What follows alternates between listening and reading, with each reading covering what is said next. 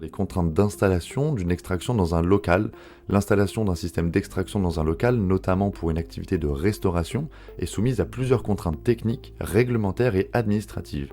Les dimensions et caractéristiques techniques de l'extraction doivent respecter des normes précises. La gaine d'extraction doit généralement avoir un diamètre adapté au volume d'air à évacuer et être conçue en matériaux résistants au feu, donc classés M0 ou A1. Elle doit également être installée de manière à évacuer les fumées au-dessus du toit de l'immeuble en respectant un débouché à une hauteur minimale définie par la réglementation locale.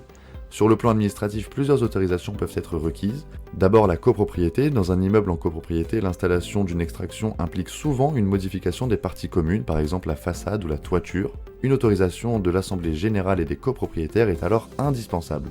Ensuite, la mairie et l'urbanisme. Une déclaration préalable de travaux, voire un permis de construire peut être exigé si l'extraction modifie l'aspect extérieur du bâtiment. Des réglementations locales peuvent aussi imposer des restrictions sur l'implantation des conduits. Et enfin, des normes environnementales et de voisinage.